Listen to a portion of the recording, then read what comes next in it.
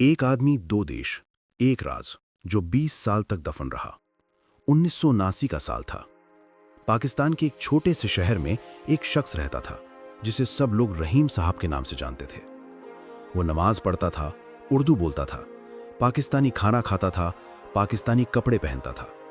उसके पड़ोसी उसे अपना मानते थे। उसकी दुकान थी, उसके दोस्त थे, उसकी एक पूरी जिंदगी थी। लेकिन उस जिंदगी में एक ऐसा राज छुपा था जो अगर किसी को पता चल जाता तो उसी रात उसकी लाश किसी नाले में मिलती। वो रहीम साहब नहीं था, वो एक हिंदुस्तानी था, और वो वहां था भारत की खुफिया एजेंसी रॉ के लिए।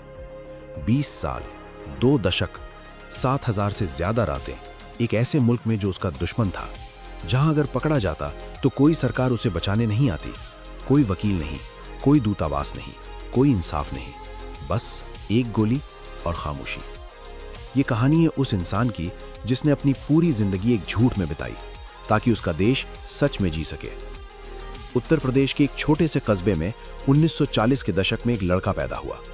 घर में गरीबी थी, लेकिन दिमाग तेज था, पढ़ाई में होशियार, भाषाओं में माहिर, हिंदी, उर्दू, अंग्रेजी सब कुछ बड़ी आसानी से सीख लेता था। लेकिन जो चीज उसे सबसे अलग बनाती थी वो था उसका चेहरा। उसका चेहरा इतना तटस्थ था, इतना आम कि उसे देखकर कोई नहीं कह सकता था कि वो हिंदू है या मुसलमान, भारतीय है या पाकिस्तानी। ये एक ऐसी खूबी थी जो जासूसों के लिए किसी खजाने से कम नहीं होती। 1965 की लड़ाई के बाद भारत और पाकिस्तान के बीच जो खाई थी वो और गहरी हो गई थी। Raw, research and analysis wing, जो सिर्फ 1968 में बनी थी, उसे ऐसे लोगों की सख्त जरूरत थी जो दुश्मन की जमीन पर जाकर आंखें और कान बन सकें। और इस लड़के को एक दिन बुलावा आया। कहां से, कैसे, ये आज भी एक राज है, क्योंकि रॉ के रिक्रूटमेंट के तरीके कभी सार्वजनिक नहीं होते। लेकिन इतना तय है, उस लड़के ने हाँ कहा, और उस हाँ के साथ उसकी असली जिंदगी खत्म हो गई और एक नई जिंदगी शुरू हुई। एक ऐसी जिंदगी जिसे वो कभी किसी को नहीं बता सकता था। रॉ की ट्रेनिंग, ये कोई फिल्मों वाली ट्रेनिंग नहीं होती, ये कोई बंदूक चलाना और गाड़ी दौड़ाना नहीं होता। ये होता है अपने आप को मिटाना, अपना नाम भूलना, अपना धर्म भूलना, अपने घर की यादें भूलना, अपनी आवाज में वो लहजा लाना जो तुम्हारा नहीं है, अपने हाव भाव बदलना, अपने खाने की आदतें बदलना, अपने सोचने का तरीका बदलना। महीनों तक उसे उर्दू का पाकिस्तानी लहजा सिखाया गया, जो हिंदुस्तानी उर्दू से बिल्कुल अलग होता है। पाकिस्तान के अलग अलग शहरों की बोली, वहाँ के रीति रिवाज, वहाँ का खाना पीना, वहाँ की राजनीति, वहाँ की गलियाँ, सब कुछ रटाया गया। इस्लाम की बारीकियां सिखाई गईं, इस तरह कि वो किसी असली मुसलमान से ज्यादा जानकार लगे। नमाज का एक एक कदम, कुरान की आयतें, रमजान के तौर तरीके, सब कुछ। उसे एक नई पहचान दी गई, एक नया नाम, एक नया परिवार जो कागजों पर था लेकिन असल में नहीं था, एक नई जन्म की तारीख, एक नया इतिहास, और सबसे जरूरी एक नया जज्बा। क्योंकि जासूसी में सबसे बड़ा हथियार बंदूक नहीं होती, बल्कि ये भरोसा होता है कि जो काम तुम कर रहे हो वो तुम्हारे देश के लिए है और वो देश तुम्हें याद रखेगा। लेकिन क्या सच में ऐसा होता है? ये सवाल बाद में आएगा। पहले उसे पाकिस्तान जाना था। 1970 के दशक की शुरुआत, भारत पाकिस्तान सरहद, रात का अंधेरा, सन्नाटा, बस कुछ सितारे और 2 देशों के बीच खींची एक लकीर। वो लकीर पार करने का मतलब था अपनी दुनिया छोड़ना। उसके पास एक थैला था, उसमें कुछ कपड़े, कुछ कागजात और एक किंवदंती, एक बनाई गई कहानी जो उसकी पहचान थी। वो पाकिस्तानी था, वो वहीं पैदा हुआ था, वो कराची में बड़ा हुआ था, उसके माँ बाप मर चुके थे, वो एक छोटे कारोबारी था। ये सब झूठ था, लेकिन ये झूठ ही उसकी जिंदगी थी। सरहद पार करते वक्त उसका दिल कैसे धड़क रहा था, ये सोचकर ही रोंगटे खड़े हो जाते हैं। एक तरफ भारत था, उसका असली घर, दूसरी तरफ पाकिस्तान, उसकी नई जिंदगी, और इन दोनों के बीच में एक ऐसी खामोशी थी जो 20 साल तक नहीं टूटी। पाकिस्तान में दाखिल होते ही उसने एक छोटे शहर में अपनी जड़ें जमाई। पहले कुछ महीने बेहद मुश्किल थे।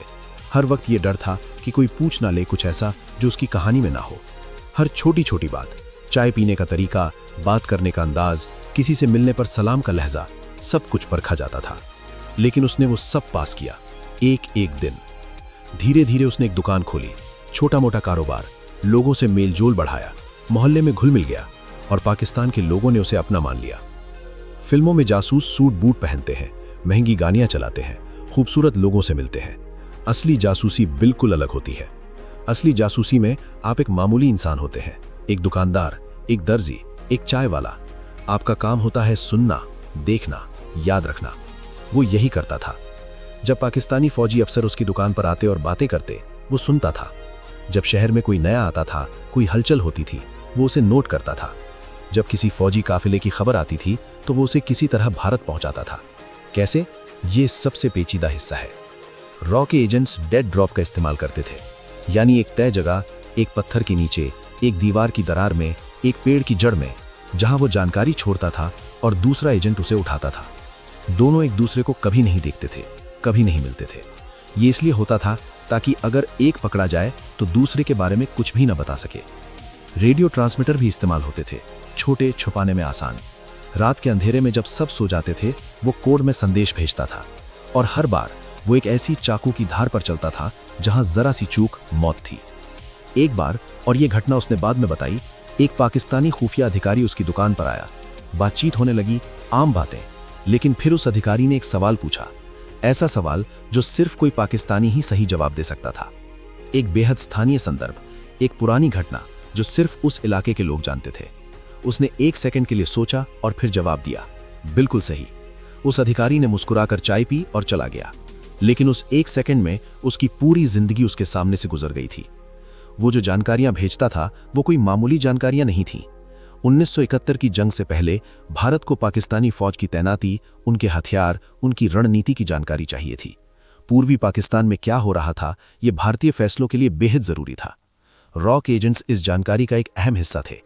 कहा जाता है कि 1971 की भारत की जीत, जो सिर्फ 13 दिनों में हुई और जिसने बांग्लादेश को जन्म दिया, उसमें खुफिया जानकारी की बहुत बड़ी भूमिका थी। जब इंदिरा गांधी ने फैसला किया कि भारत को दखल देना होगा, यह फैसला अंधेरे में नहीं हुआ था, ये उन जानकारियों की रोशनी में हुआ था जो पाकिस्तान की जमीन से आई थी। उन जानकारियों में उस जैसे लोगों का खून और पसीना था। लेकिन जब भारत जीता, जब पूरा देश जश्न में डूबा था, तो वो क्या कर रहा था? वो पाकिस्तान में बैठा था, चुप, अकेला, क्योंकि उसका काम खत्म नहीं हुआ था। 20 साल, ये सिर्फ एक संख्या नहीं है। 20 साल मतलब अपनी माँ की मौत की खबर सुनकर भी रो ना सकना, क्योंकि रोने की वजह बताना मुश्किल होती। 20 साल मतलब अपने बच्चों को बड़े होते ना देखना। 20 साल मतलब किसी एक इंसान से भी सच न बोल पाना। इंसानी दिमाग इतना बोझ उठा सकता है, ये सोचकर हैरानी होती है। जासूसी की दुनिया में इसे लेजेंड मेंटेनेंस कहते हैं, यानी अपनी बनावटी कहानी को इतना जीना कि वो असली लगे। लेकिन जो लोग इस काम से गुजरे हैं, वो कहते हैं कि इसकी सबसे बड़ी कीमत मानसिक होती है। रात को नींद नहीं आती, सपने आते हैं असली घर के, असली नाम के, असली माँ की आवाज़ के, और फिर सुबह उठकर फिर वही चेहरा लगाना होता है।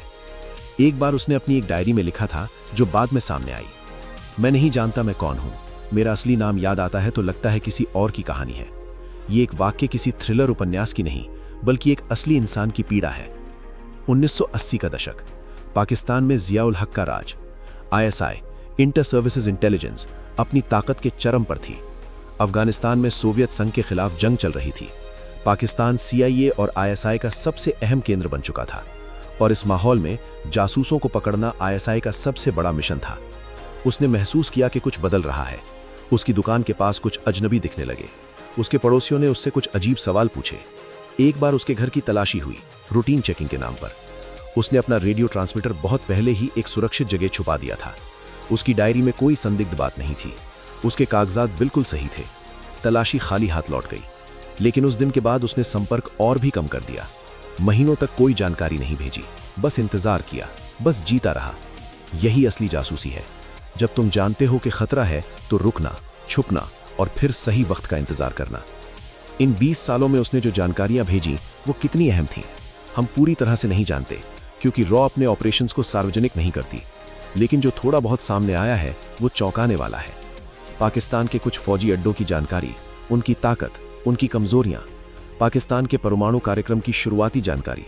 1970 के दशक में जब पाकिस्तान ने परमाणु बम बनाना शुरू किया, उस वक्त जो भारत को खबरें मिली, उनमें से कुछ इन जैसे एजेंटों से आई थीं। पाकिस्तान चीन सहयोग की जानकारी, और वो जानकारियां जो भारत की विदेश नीति के फैसलों में काम आई। एक देश की सुरक्षा ये सिर्फ फौजियों की वजह से नहीं होती, ये उन अनाम लोगों की वजह से भी होती है जो दुश्मन की धरती पर खड़े होकर अपनी जान जोखिम में डालकर आंखें खुली रखते हैं। 1990 के दशक की शुरुआत में उसे वापस बुलाया गया। कैसे, ये भी एक राज है। लेकिन जासूसी की दुनिया में वापसी की योजना पहले से बनी होती है। एक कोड होता है, एक संकेत होता है, और जब वो संकेत मिलता है तो एजेंट को किसी तरह निकलना होता है। भारत लौटने पर वो एक बिल्कुल अलग इंसान था। उसका असली नाम उसे याद तो था, लेकिन अजीब लगता था। उसके रिश्तेदार उसे पहचान नहीं पाए। उसका परिवार जो उसके बिना बड़ा हुआ था, एक अजनबी की तरह था। सबसे दुखद बात यह थी, उसकी माँ उसका इंतजार करते करते मर चुकी थी, और वो वहां था, पाकिस्तान में, एक झूठे नाम के साथ। रॉ ने उसे कुछ पैसे दिए, एक छोटी सी जमीन और एक वादा कि उसकी सेवाएं देश के लिए अमूल्य थीं। लेकिन कोई सार्वजनिक सम्मान नहीं, कोई परेड नहीं, कोई मेडल नहीं, क्योंकि उसके काम को स्वीकार करने का मतलब था रॉ के तरीकों को उजागर करना, और वो भारत नहीं करता। वो अपने ही देश में एक अजनबी की तरह जीने लगा। भारत की खुफिया agency raw, research and analysis wing, 1968 में बनाई गई थी। इसके पहले प्रमुख थे रामेश्वर नाथ काव।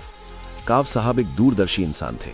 उन्होंने रॉ को एक ऐसी एजेंसी बनाया। उन्होंने पाकिस्तानी फौज में नौकरी हासिल की और मेजर के पद तक पहुंचे।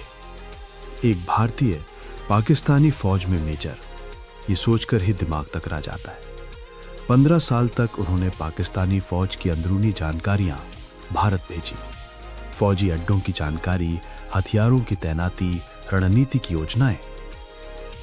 1983 में एक दूसरे एजेंट की गलती की वजह से वो पकड़े गए। ISI ने उन्हें गिरफ्तार किया। मुकदमा चला। पाकिस्तानी अदालत ने उन्हें पहले मौत की सजा दी, जो बाद में उम्र कैद में बदली। पाकिस्तानी जेल में उन्होंने सालों बिताए। उन्होंने भारत सरकार से मदद मांगी, बार बार चिट्ठियां लिखी। उनकी मां ने प्रधानमंत्री तक को खत लिखे, जवाब नहीं आया। भारत ने कभी आधिकारिक तौर पर यह स्वीकार नहीं किया कि रविंद्र कौशिक उनके एजेंट थे, क्योंकि स्वीकार करना कमजोरी दिखाना होता है। 2001 में रविंद्र कौशिक की पाकिस्तानी जेल में मृत्यु हो गई। अकेले, अपने देश से दूर, अपने परिवार से दूर, अपने असली नाम से दूर। रविंद्र कौशिक की मां, जो श्री गंगानगर में रहती थीं, दशकों तक इंतजार करती रहीं। उन्होंने हर दरवाजा खटखटाया, हर नेता से मिली, हर अधिकारी से गुहार लगाई।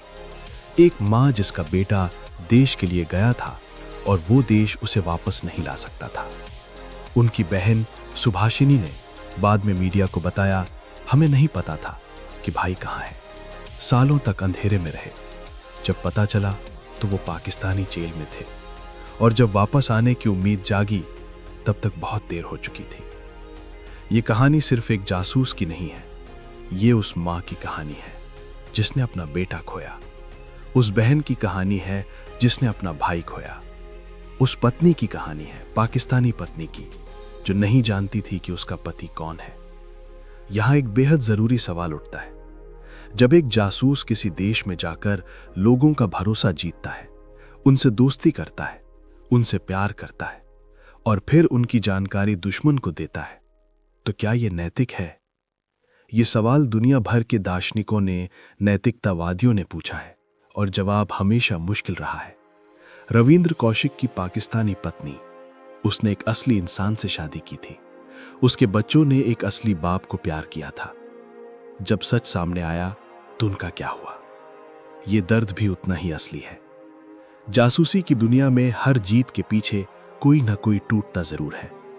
ये वो कीमत है जो दुनिया अदा करती है जब देश आपस में दुश्मन होते हैं। भारत और पाकिस्तान के बीच जासूसी का ये खेल 1947 से चल रहा है, दोनों तरफ से हमेशा। ISI ने भारत में जासूस भेजे, रॉ ने पाकिस्तान में भेजे। कभी कभी दोनों एजेंसियां एक दूसरे के एजेंटों को पकड़ती हैं और उन्हें शो के तौर पर इस्तेमाल करती हैं, राजनयिक दबाव के लिए।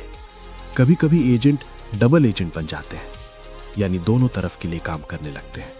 और कभी कभी एजेंट बस गायब हो जाते हैं, कोई नहीं जानता क्यों, कहां। ये एक ऐसा खेल है जिसमें कोई फाइनल नहीं होता। जीत भी आती है, हार भी, लेकिन खेल रुकता नहीं, क्योंकि दो परमाणु शक्तियां जो एक दूसरे की आंखों में देखती हैं, उनके लिए ये खेल जरूरी है। ये कड़वी सच्चाई है, लेकिन सच है। दुनिया भर में ऐसे जासूस हुए हैं जिनकी कुर्बानी को बाद में सम्मान मिला। इजराइल में एली कोहेन की कहानी मशहूर है। उन्होंने सीरिया में सालों काम किया, पकड़े गए और 1965 में फांसी दी गई। आज इजराइल उन्हें राष्ट्रीय नायक मानता है। उनके नाम पर सड़कें हैं, किताबें हैं, फिल्में हैं।